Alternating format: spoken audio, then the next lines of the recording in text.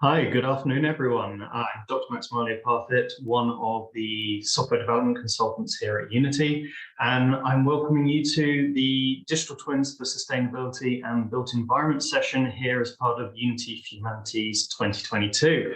It's going to be a fast-paced and exciting session today, talking about how we can improve sustainability in the built environment. I've got two fantastic speakers who are going to give a quick presentation about the work they're doing, and then we're going to jump into a panel session and ask some questions and find out a bit more about, well, how we can use things like digital twins to improve the world around us. So welcome, and without further ado, let me introduce you to our two panelists that we have on board today. So do we switch over? I hope we are coming across. Fantastic. So today, I've got Dr. Sarah Waitley and Ursula from Ramble joining me on the call, and they're going to be able to present lots of interesting stuff about how they're using things like real-time 3D and computer processing and the Unity game engine to really drive forward benefits. So without further ado, I'm going to introduce you now to Dr. Sarah Waitley, who's a water resource scientist for the Nature Conservancy in New York. For over a decade, she's worked to address water management challenges at the intersection of society and the environment. She has a PhD in civil and environmental engineering from the University of Massachusetts Amherst, and she brings a unique perspective to her work in conservation, applying her knowledge of human hydraulic systems and analytical methods for improving the use of data in decision-making to help empower communities around the world to make informed water resource decisions in challenging and uncertain future climate. Her expertise has played a critical role in developing innovative solutions to support institutions, communities, and businesses, engaging in constructive dialogue and collective ambition and action to resolve interconnected water challenges. So please welcome Dr. Sarah Waitley. Thank you so much, Max. Hello, everyone. Thanks for having me today. So today I thought I would briefly introduce a platform that our team at the Nature Conservancy has been developing, which is called the Water Intelligence Platform, which is a baby step toward a digital twin in the water sector.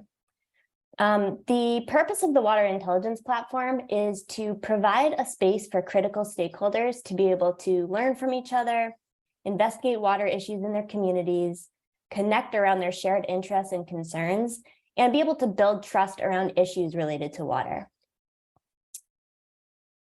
We were motivated to create a data-informed discussion platform because we believe that collective action is really essential to solving our major water challenges. The problem is that the management of water is often siloed across sectors and between different parts of the water cycle. And so decisions that impact communities and their future are often made unilaterally by a small group of decision makers, rather than engaging the full suite of critical stakeholders. And yet there's really no central platform for sharing information, easily accessing key data, and really collecting early stage stakeholder buy-in at all levels, particularly non-technical members of the public.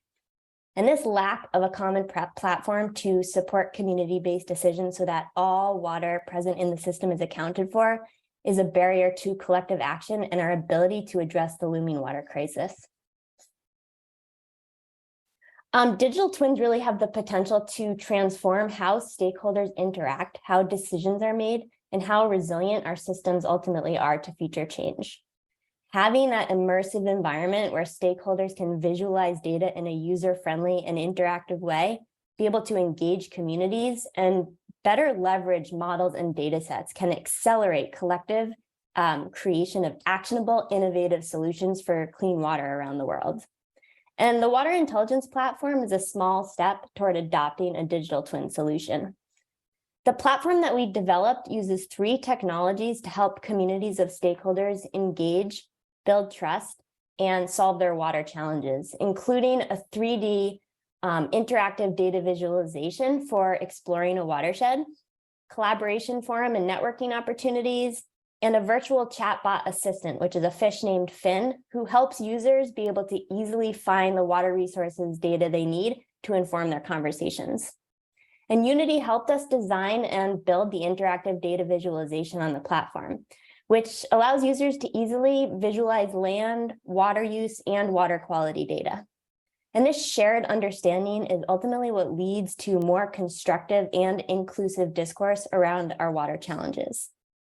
So the first phase of the water intelligence platform is built to be tested in New York. However, we really envision expanding the reach and the value of the platform around the world.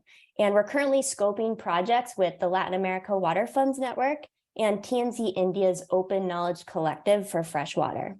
So thanks for letting me introduce the water intelligence platform, and I'll send it back to you, Max. Super, Sarah. That's a fantastic introduction, and really looking forward to drilling further into some of that later on in the panel discussions. So with that in place, I'd like to now bring on board our next speaker, Ursula Smolka from Ramble. And so Ursula is an IAM certified asset management expert. She has over 10 years of experience in data-driven owner and operator and O&M across different life cycle phases. She's passionate.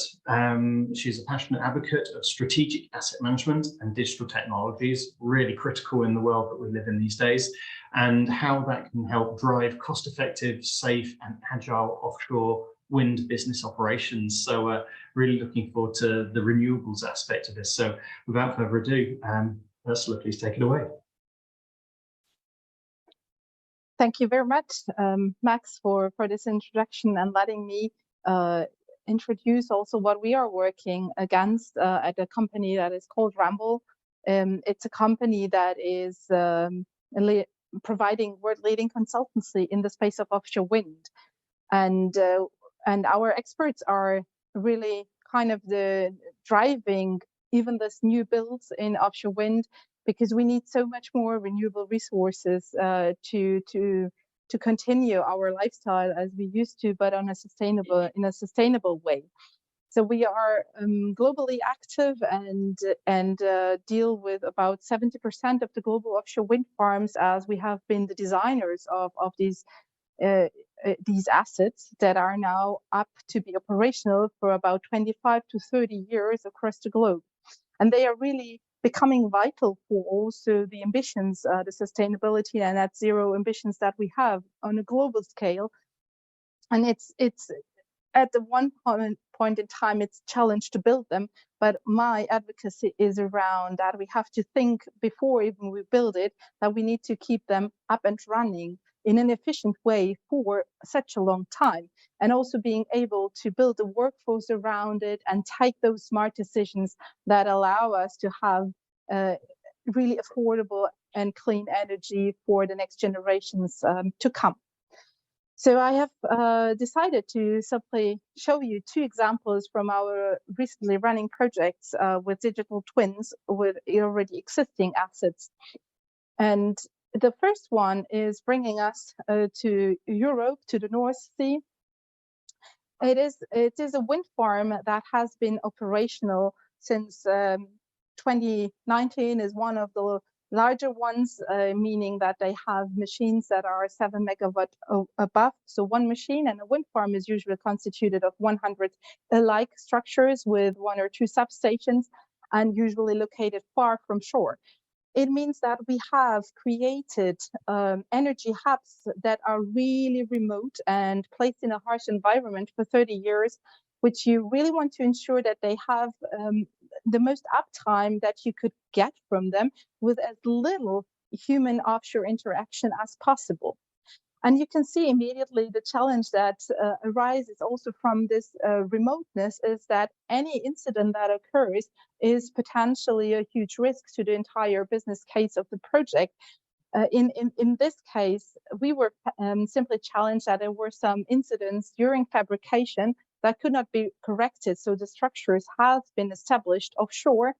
And now it's the question how to control structures, and guarantee that they will be can safely deliver the electricity that we expected them to deliver over the course of the next 30 years.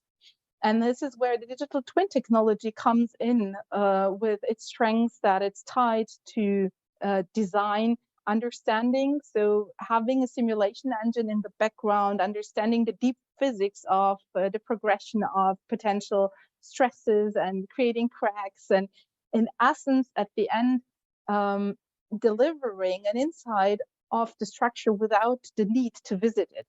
So I'm an advocate of really embracing the IoT technologies that we have these days, and not to send out people, get them with rope access on the structure and let them do non-destructive testing year over year, and put people to risk, including also the costs associated to it.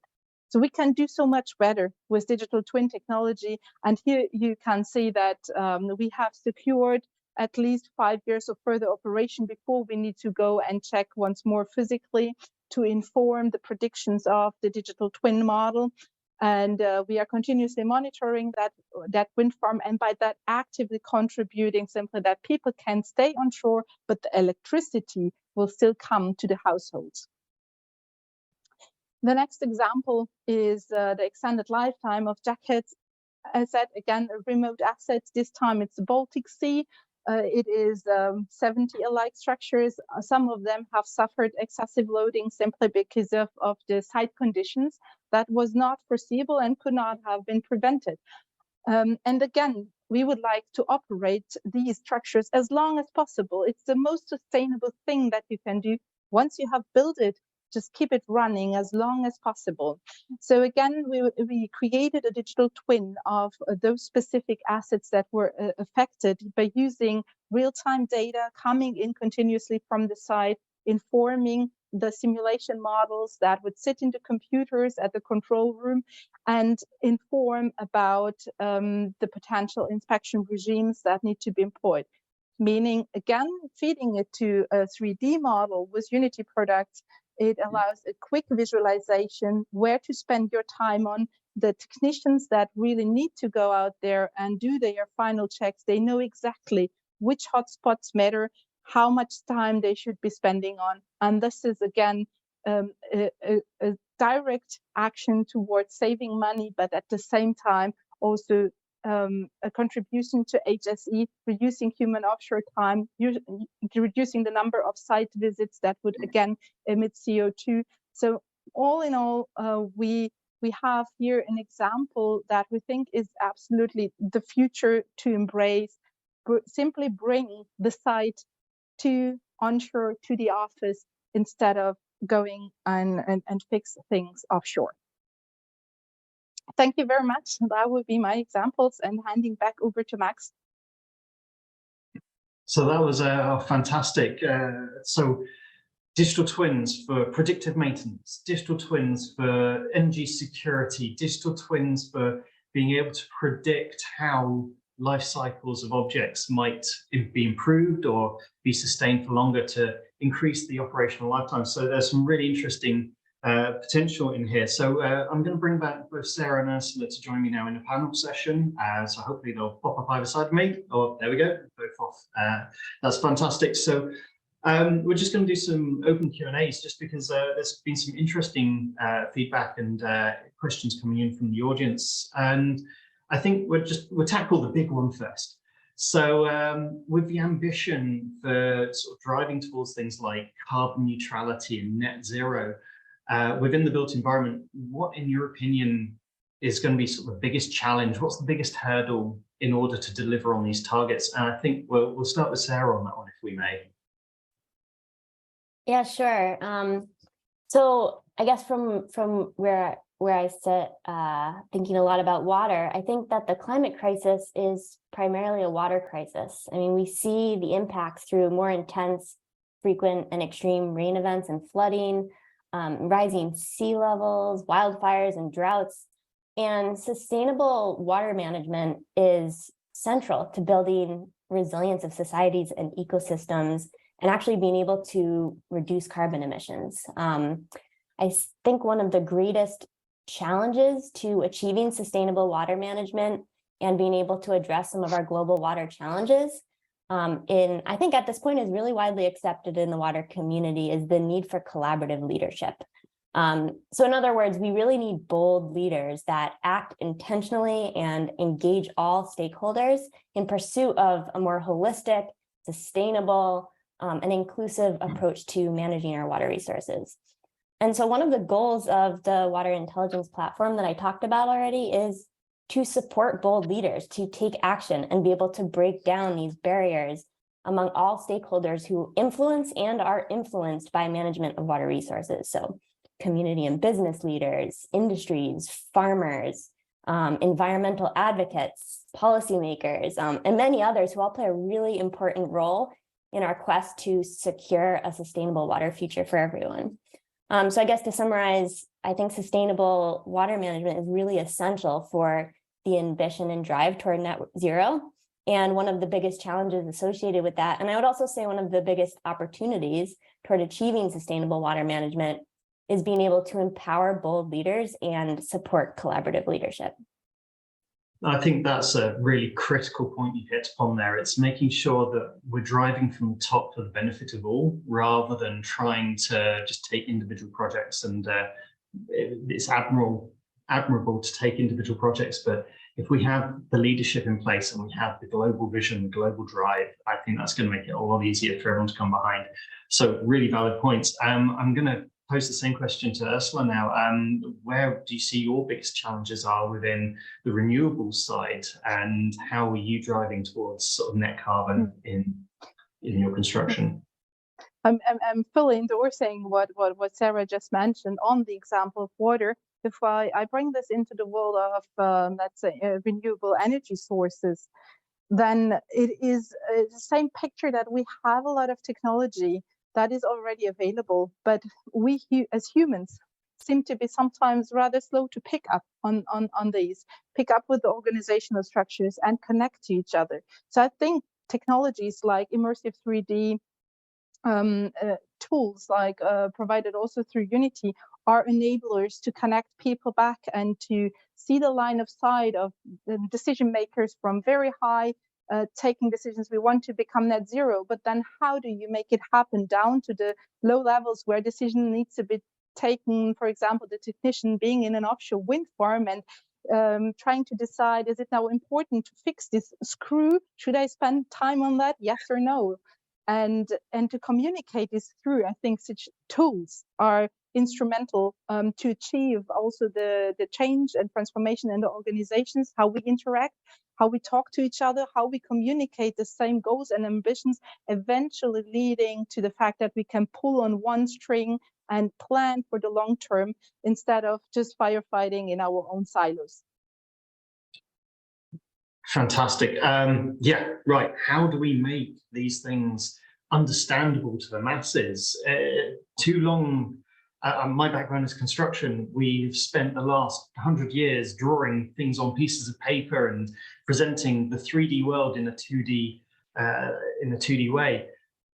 How does real-time 3D and the use of Unity Engine really help drive your messages out to the public, out to your stakeholders, out to people who need to understand that information? I think, Ursula, if I can come back to you, because you were beginning to touch on that. Sure, I have tons of examples. So because I'm coming with digital enabled asset management, which is essentially telling we cannot continue doing asset management like we did 10 years ago. We cannot simply shut our eyes and say the technology is not there in order to make our processes more continuous and more timely. I think the key ingredient to take better decision is that you have confidence in the information you got provided. And that boils down to two facts. One is, do you trust your source? And second, is the information installed, or like, is it presented in the way that you really can act on it? And this is where exactly these visualizations and 3D immersive products, I think, will have their main pitch and then to support that transition. I think you've hit the nail. I think, Sarah, you were nodding along as well. How are you using the 3D to sort of engage your stakeholders? Yeah, I definitely agree with what Ursula was saying. And I think, our vision is really a world where all people, communities, and businesses are transparently connected by data, information, and resources, so that they feel empowered to take action, and that we ensure that water is available today, tomorrow, and for future generations to come. I think effective water resource management really needs advocates, experts, community members, and local officials to all work together to solve these complex problems. And tying together these types of information in an immersive and interactive environment to kind of allow for that common understanding of complex situations is what facilitates this collaboration. So the Water Intelligence Platform kind of aims to provide water resource data that is accessible and relevant to communities' management decisions. And it integrates with Unity 3D water resource visualization tool to create that dynamic place for people to learn, investigate, be able to connect and collaborate, and build sustainable solutions to their local water issues. And so, yeah, I think that that ability to have that immersive, interactive environment is really key. Super. Now you both touched on digital twins, and digital twins, it's one of these sort of Goliath topics that people try to get their heads around, and things like the words metaverse, digital twins, these things sometimes confuse. If you had 30 seconds to describe what your digital twin and how you're using a digital twin, can you do it in 30 seconds? There's a challenge for you. So I'm going to come straight back to Sarah. What is your idea of a digital twin?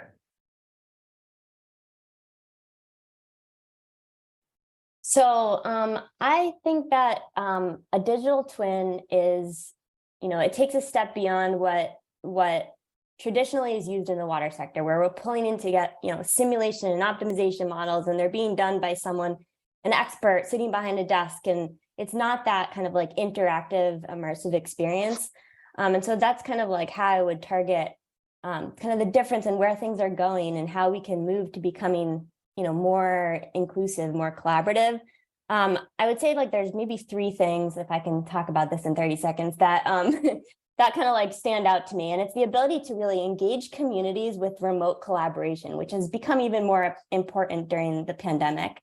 The ability to leverage models and data sets to increase accessibility around the whole world, and also the ability to help stakeholders visualize their data in a user-friendly and interactive way, like I already mentioned. So yeah, I think that's how I'd summarize it. I don't know if that was 30 seconds, but.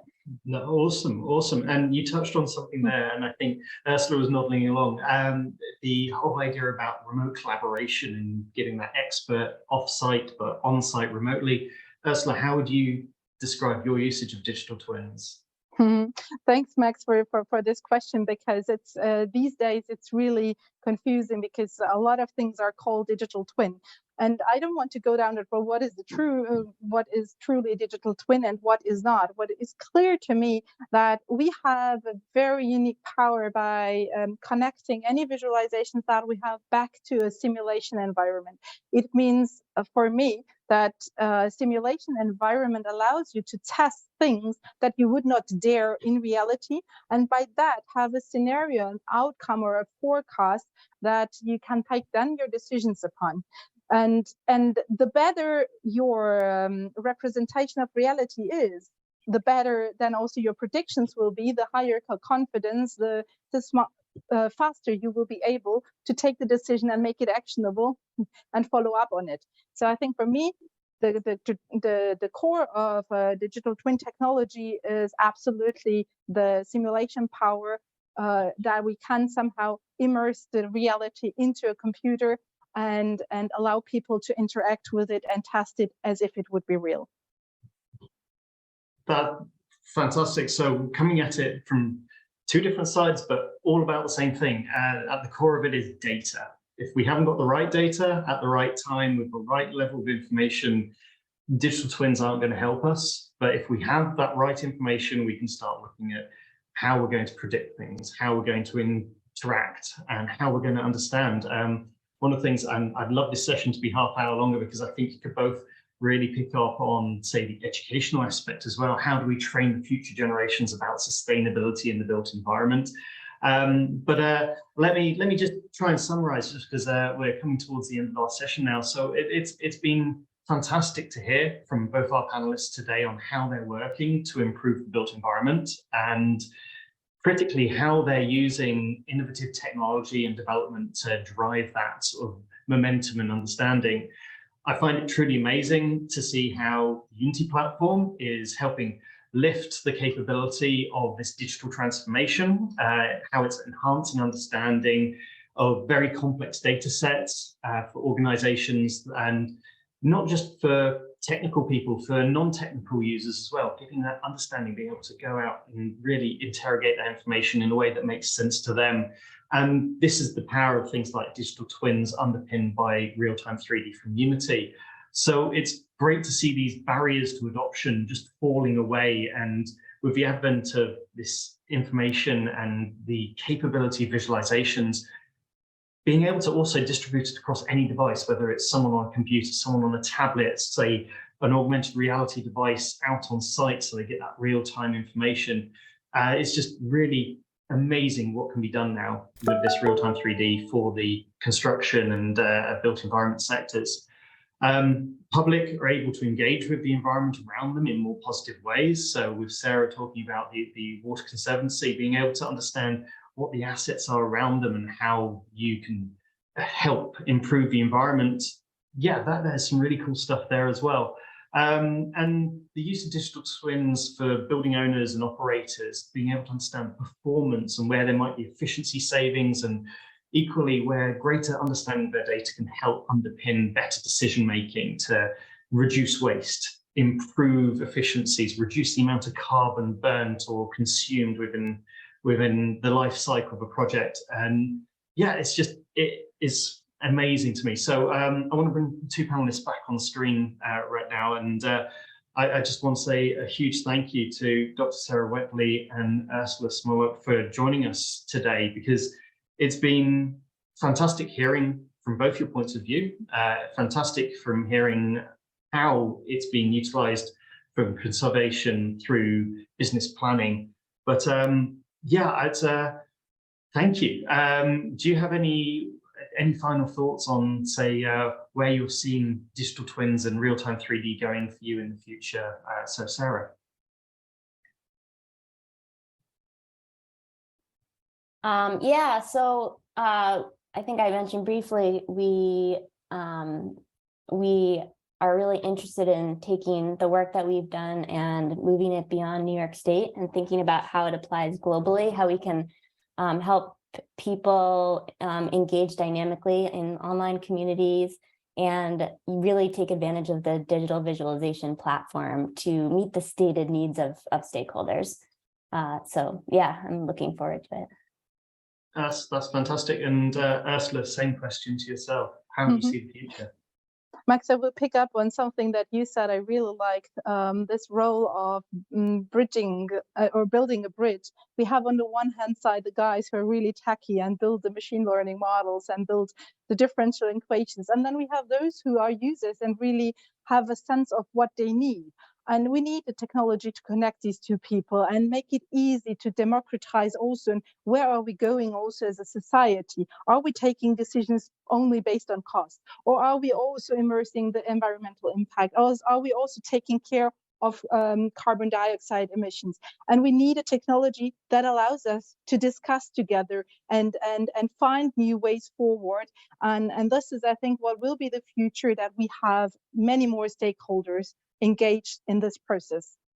That's fantastic. And all that's left for me to do is thank our audience. And it's been a fantastic session. Thank you very much, Dr. Sarah Waitley and Ursula Smollett from Bramble. It's please go out into the world and think how you can use real-time 3D, Unity technologies and digital twins to help improve your carbon footprint and the world around you. And please do enjoy the rest of the Unity for Humanity Summit. Thank you.